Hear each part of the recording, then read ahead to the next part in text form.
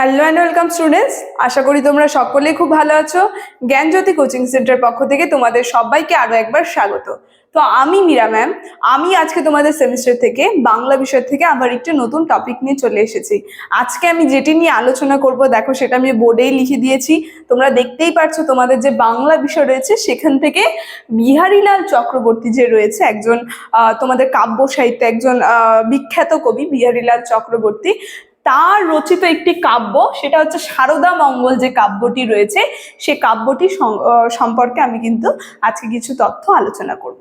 আলোচনাটি শুরু করার পূর্বে তোমাদের ছোট্ট করে একটা ইনফরমেশন বলে দিই।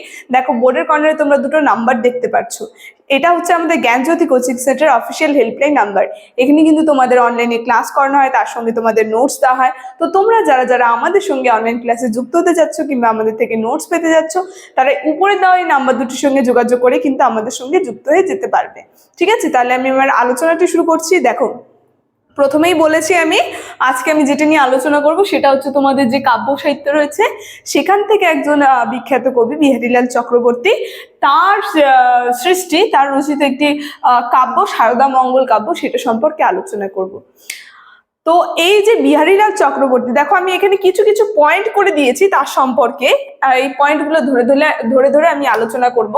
প্রথমে আমি লিখেছি যে বিহারীলাল চক্রবর্তী যে আছে, এটা হচ্ছে বিহারীলাল চক্রবর্তী রচিত শ্রেষ্ঠ কাব্য। ঠিক আছে, তিনি যে সমস্ত কাব্যগুলি রচনা করেছিলেন, এটা হচ্ছে তার রচিত একটি শ্রেষ্ঠ কাব্য, এই যে সারদা মঙ্গল কাব্যটি। ঠিক আছে, তাকে কিন্তু এই বিহারীলাল চক্রবর্তীকে যদি আমরা দেখি, তাকে কিন্তু গীতি কবিতার ইতিহাসে ভোরের পাখিও বলা হয়, কারণ তার হাত ধরেই কিন্তু এই যে গীতি কবিতা যে রয়েছে, এই কাব্য সাহিত্য একটা আধুনিক দিকে কিন্তু চলে এসেছিল তার হাত ধরে। ঠিক আছে, তো এই যে আমরা দেখবো পরের পয়েন্টে আমি লিখেছি বাংলা গীতি কবিতার ইতিহাসে প্রথম কাব্য।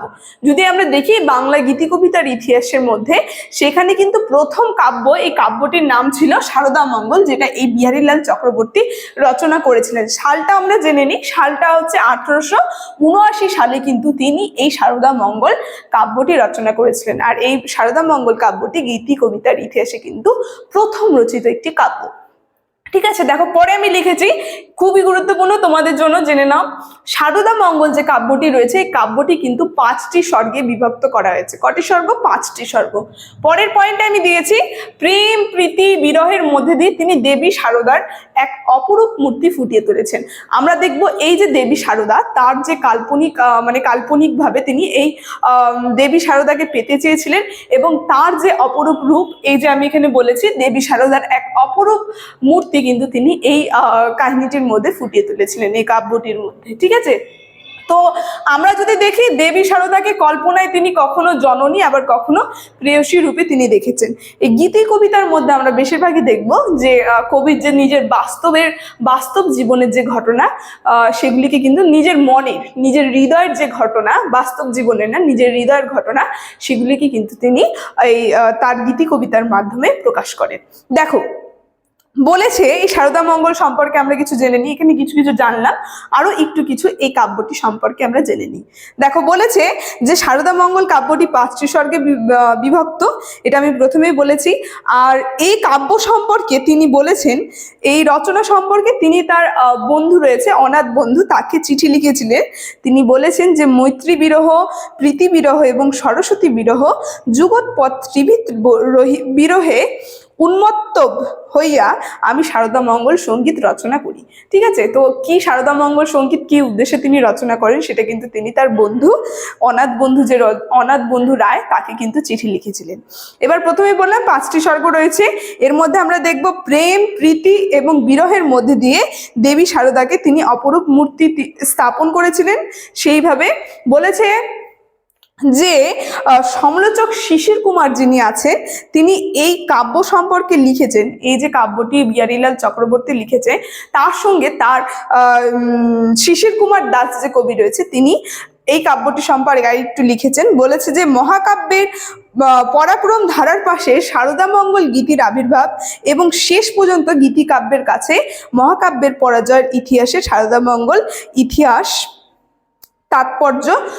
তাৎপর্য ইতিহাস শেষ পর্যন্ত ঐতিহাসিক তাৎপর্য কাব্য। ঠিক আছে, তিনি কিন্তু এই সমস্ত লিখেছেন। আরেকবার শুনে নি যে মহাকাব্যের পরিক্রম ধারার পাশে শারদামঙ্গল গীতিকাব্যের আবির্ভাব এবং শেষ পর্যন্ত গীতিকাব্যের কাছে মহাকাব্যের পরাজয়ের ইতিহাস শারদামঙ্গল ঐতিহাসিক তাৎপর্যপূর্ণ কাব্য। ঠিক আছে, তো এইটা কিন্তু তিনি শিশির কুমার দাস তার রচিত এই কাব্যটি শারদামঙ্গল কাব্যটি সম্পর্কে লিখেছেন।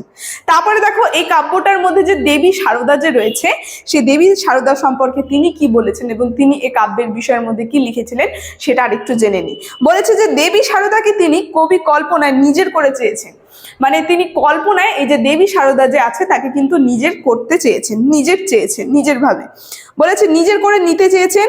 কখনো শারদার সঙ্গে লীলায় মেতে উঠেছেন, কখনো নিজের করে নিতে চেয়েছেন, আবার কখনো কি হয়েছে সেই শারদা যে রয়েছে সেই শারদা দেবীর সঙ্গে কিন্তু তিনি লীলায় মেতে উঠেছিলেন। বলছে কবি শারদাকে বিচিত্র রূপে উপলব্ধি করেছেন।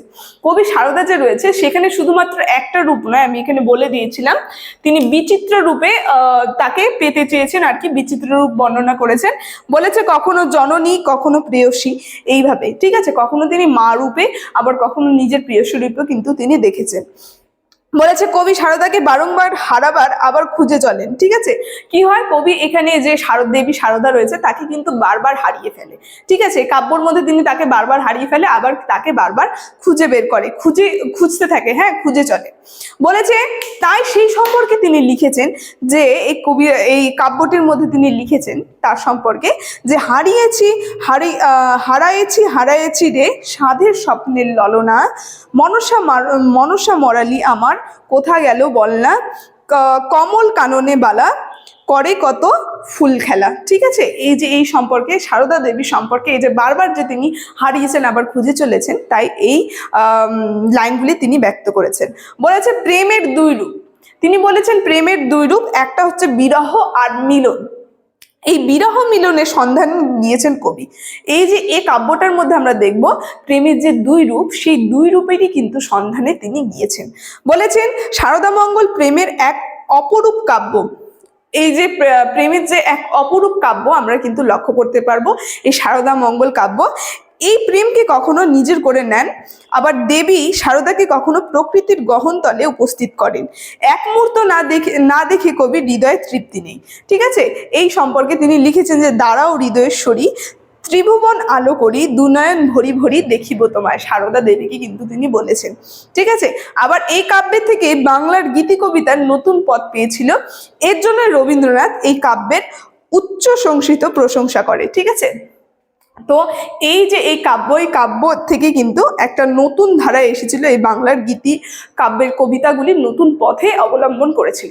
এই যে প্রেমের এক অপরূপ সৃষ্টি, মানে দুইটা রূপ, একটা হচ্ছে বিরহ মিলন, এই সমস্ত তিনি ফুটিয়ে তুলেছেন খুব সুন্দরভাবে তার এই কাব্যটির মধ্যে দিয়ে। ঠিক আছে, তো আজকে এই যে শারদামঙ্গল কাব্য, বিহারীলাল চক্রবর্তী রচিত শারদামঙ্গল কাব্য সম্পর্কে আমার আলোচনা এতটুকুনি ছিল। আলোচনাটা আমি এখানেই শেষ করছি। ভিডিওটি যদি তোমাদের ভালো লেগে থাকে অবশ্যই like, comment, share and subscribe করে দেবে। Thank you.